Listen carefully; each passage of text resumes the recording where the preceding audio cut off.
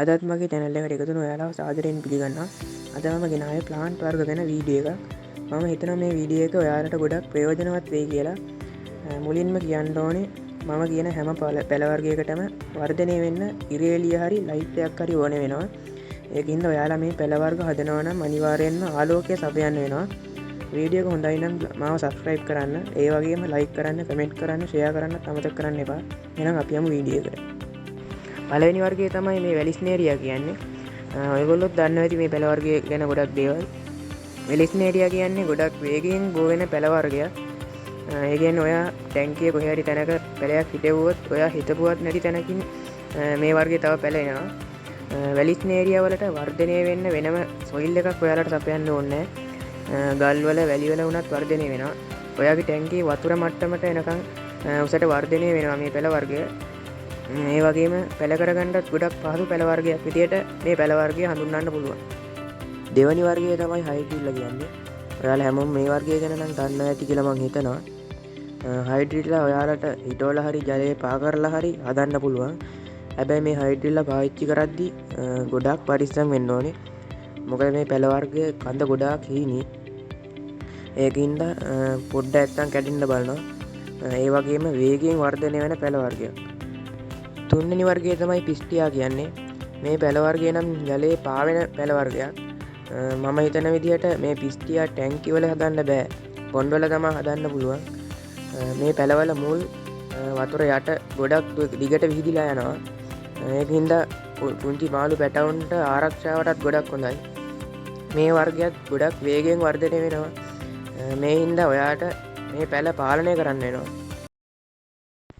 හතරවෙනි වර්ගය තමයි ජාවා මෝස් කියන්නේ. මේ ජාවා මෝස් කියන්නේ මෝස් වර්ග අතරින් ප්‍රසිද්ධම මෝස් වර්ගයක්. ඔයාලට ජාවා මෝස් ටැංකියේ යට කාපට් එකක් විදිහට උනත් පාවිච්චි කරන්න පුළුවන්. ඔයාලා මේ ජාවා මෝස් පැල හදනකොට ගොඩක් සැලකිලිමත් වෙන්න ඕනේ. මොකද ජාවා මෝස් වලට ඇල්ගී ප්‍රශ්න එන්න පුළුවන්. පස්වෙනි වර්ගය තමයි ෆෑන් වර්ඩ් කියන්නේ. මේ ෆෑන් වර්ඩ් කියන්නේ ගොඩක් දුරට හයිඩ්‍රිල්ලා වලට සමාන පැල වර්ගයක්. මේ පැල වර්ගයටත් සොයිල් වර්ග ඕනේ වෙන්නේ නැහැ. වැලි ගල් වගේ දේවල් වල වුණත් වර්ධනය වෙනවා. මේ ෆෑන් වර්ඩ් පැල වර්ගය ටැංකිය උඩට එනකම්ම, ඒ කියන්නේ ජලයේ උඩට එනකම්ම වර්ධනය වුණාට පස්සේ මේ ශාකයේ පොඩි මලක් තිබෙනවා. පහසුවෙන් වගා කරන්න පුළුවන් වගේම ගොඩක් වේගයෙන් වර්ධනය වෙන පැල වර්ගයක්. ඒකින්ද ඔයාලට මේ වර්ගයත් කාලෙන් කාලෙට පාලනය කරන්න වෙනවා.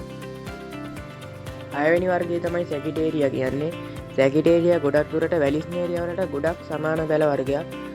මේ සැකිටේරියා බෝ වෙන්නේ වැලිස්නේරියා වගේම රණස් යවලා. ඒකින්ද මේ වර්ගයත් ගොඩක් වේගයෙන් වර්ධනය වෙනවා. මේ සැකිටේරියා වල ගොඩක් වර්ග ඔයාලට බලා ගන්න පුළුවන්. ඒ වගේම ගොඩක් පහසුවෙන් පැල කරගන්න පුළුවන්. ටැංකිය එක පැල කරනවා නම් ගොඩක් දුරට ටැංකියේ පිටිපස්සට වෙන්න පැල කරනවා නම් ගොඩක් හොඳයි. මොකද මේ පැල ගොඩක් උසට වර්ධනය වෙන හින්දා ටැංකියේ ඉස්සරහින් පැල කරොත් ටැංකියේ තියෙන ලස්සන බව අඩු වෙනවා. හත්වෙනි වර්ගය තමයි අනුබියාස් කියන්නේ. අනුබියාස් කියන්නේ ගොඩක් දුරට ප්ලාන්ටඩ් ටැංක් වලට ගොඩක් දුරට භාවිත කරන පැල වර්ගයක්. මේ අනුබියාස් වලත් ගොඩක් වර්ග තියෙනවා. ඒ වගේම ගොඩක් හිමින් තමයි වර්ධනය වෙන්නේ. ඒකින්ද ඇල්ගී ප්‍රශ්න එන්න ඉඩ තියෙනවා. මේ අනුබියාස් ටැංකියේ හිටවන එක නම් මම අනුමත කරන්නේ නැහැ. මොකද එතකොට මේ පැලවල මුල් කුණු වෙන්න බලනවා. ගොඩක්ම හොඳ මුලක හරි ගලක හරි ගැට ගහලා තියෙන එක.